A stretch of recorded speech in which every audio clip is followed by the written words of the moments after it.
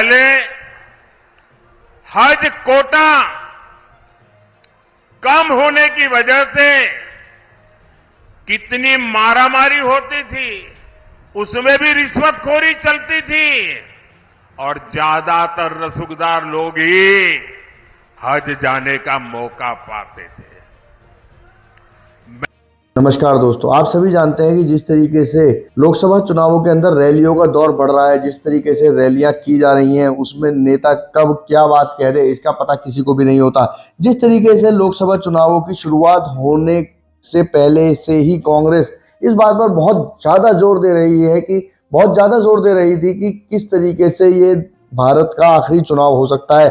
यदि मोदी सरकार दोबारा से नहीं बल्कि तीसरी बार बनती है तो निश्चित ही ये भारत के इतिहास में होगा कि यहाँ चुनाव होते थे। भारत में यदि मोदी की सरकार तीसरी बार आती है तो फिर यहाँ चुनाव नहीं होंगे। इस तरीके का भ्रम, इस तरीके की बात बहुत ज़्यादा खड़गे जी द्वारा से ही शुरू की गई और फिर पूरी कांग्रेस ने इस बात को नीचे तक पहुंचाने में कोई कोर कसर नहीं छोड़ी। जबकि पूरी भाजपा लगी रही, जबकि पूरी भाजपा का पूरा मंत्रिमंडल लगा रहा कि ऐसा कुछ भी नहीं है और इस तरीके की बात ना तो किसी ने कोई कही है, ना ही कभी किसी ने सुनी है। लेकिन फिर भी कांग्रेस ने इस बात को नीचे तक उतार दिया कि यदि मोदी इस बार प्रधानमंत्री बने तो निश्चित ही ये आखिरी चुनाव होगा। इसी को देखते हुए नरेंद्र मोदी ने एक मास्टर स्ट्रोक खेल दिया जिससे कि पूरी कांग्रेस तिलमिला गई, पूरी कांग्रेस का पारा बढ़ गया। अगर हम कहें कि गर्मी बढ़ रही है, लेकिन उससे ज्यादा पारा तो कांग्रेस के खेमे में बढ़ गया है, जिसमें कि प्रधानमंत्री ने पहले 10 साल पहले के मनमोहन सिंह के उस भाषण को याद दिला दिया जिसमें उस समय के प्रधानमंत्री मनमोहन सिंह ने कहा था कि इस देश की संपत्ति पर पहला हक मुसलमानों का है। ये बात ऑन रिकॉर्ड है और इस बात का वीडियो अभी भी आपको इंटरनेट पर मिल जाएगा। लेकिन इस बात का जिक्र करते के साथ ही पूरे कांग्रेस के खेमे में खलबली मच गई, क्योंकि प्रधानमंत्री ने कहा कि आपके पैसे को लूटकर, आपके पैसे को जब्त करके कांग्रेस उन घुसपैठियों, उन रोहिंग्यियों में बांट देगी, यहाँ तक कि आपके मंगलसूत्र को भी नहीं छोड़ेगी। इस बात को कहते के साथ ही कांग्रेस के अंदर पूरा घमासान मच गया और आज खड़गे जी की स्थिति ये है कि वो प्रधानमंत्री से समय मांग रहे हैं मिलने का और अपने मैनिफेस्टो को दिखाने का कि कहाँ इसके अंदर लिखा है कि इसमें हम इस तरीके से कुछ करने वाले हैं। इसी को देखते हुए कई नेताओं का आरोप ये भी है कि कहाँ हमने कहा था, कहाँ भाजपा ने कहा था कि ये देश का आखिरी चुनाव है। इस बात को भी तो कांग्रेस ने नीचे तक पहुंचाया। आज अगर प्रधानमंत्री ने ये बात बोल दी तो इससे क्या दिक्कत है? ऐसा कांग्रेस का चरित्र है, क्योंकि प्रधानमंत्री मनमोहन सिंह पहले भी इस बात को कह चुके हैं, इसलिए इस बात को नकारा नहीं जा सकता। लेकिन भाजपा ने कभी भी इस बात को नहीं कहा कि हम सीटें जीतने के बाद, प्रधानमंत्री बनने के बाद, तीसरी बार सरकार बनाने के बाद हम चुनाव नहीं होने देंगे। लेकिन फिर भी कांग्रेस ने इस भ्रम को जनता के बीच में इतना हद तक फैला दिया कि भाजपा इसको समेटने में मुश्किल हो रही थी। वहीं आज प्रधानमंत्री नरेंद्र मोदी ने एक रैली के अंदर ये भी कहा कि मुसलमानों का दर्द भी उनसे नहीं देखा जाता, क्योंकि पसमानदा मुसलमानों के लिए भी उन्होंने बहुत कुछ सोचा, बहुत कुछ देखा, लेकिन जब भी उनके कुछ करने के लिए बात आती है तभी बहुत ऊपर की तरफ बैठे हुए जो लोग मलाई खा रहे हैं, उन्होंने जब भी उनसे उनके लिए कुछ करने की बात होती है तो वो उसको नकार जाते हैं। जैसे कि 3 तलाक का मुद्दा भी भारत के प्रधानमंत्री नरेंद्र मोदी ने ही खत्म किया।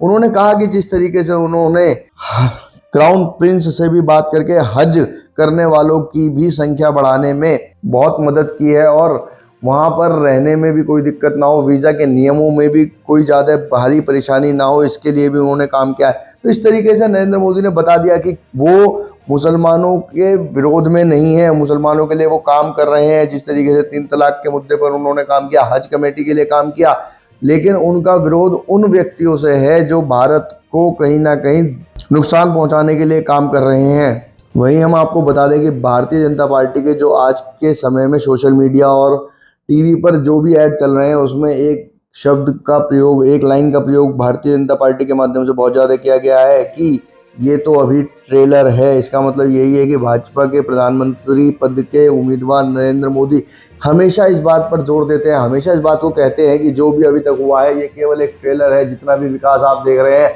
ये एक ट्रेलर है, आने वाले समय में इससे 10 गुना, इससे 5 गुना, इससे 50 गुना विकास आप देख सकते हैं।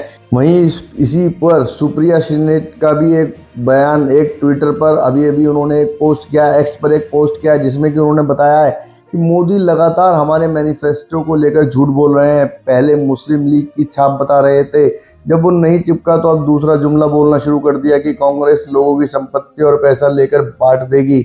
यह बेतुकी बेवकूफ़ी की बात, कोरा झूठ है। हमारे मैनिफेस्टो में ऐसा कहीं नहीं लिखा है, लेकिन हम डंके की चोट पर यह कहते हैं कि हम गरीबों, आदिवासी, दलितों, पिछड़ों की केंद्र बिंदु बनाकर ऐसी नीतियां बनाएंगे जिससे हाशिए पर रह रहे लोग मुख्य धारा का हिस्सा बन सकें। ऐसा उन्होंने अपने एक ट्वीट में बताया। लेकिन उन्होंने ये भी इस पर भी सफाई देनी चाहिए थी कि जिस तरीके से कांग्रेस बार बार ये भ्रम फैला रही थी कि ये देश का आखिरी चुनाव है, इसके बाद कभी भी देश का चुनाव नहीं होगा, लेकिन कांग्रेस अपनी कही हुई बात पर सफाई नहीं देती, जबकि दूसरे की कही हुई बात पर सफाई मांगती है। इसी तरीके से बीजेपी भी अपनी कही हुई बात पर सफाई दूसरे से ही मांगती है। देखना होगा कि जनता किस तरीके से इन दोनों की बातों को सुनकर, समझकर, देखकर, परखकर अपना वोट डालेगी और आने वाले समय में किसकी सरकार बनेगी। यदि आपको ये जानकारी अच्छी लगी तो हमारे चैनल को सब्सक्राइब करें, वीडियो को ज़्यादा से ज़्यादा शेयर करें। ऐसी खबरों के लिए हमारे साथ जुड़े रहें। धन्यवाद।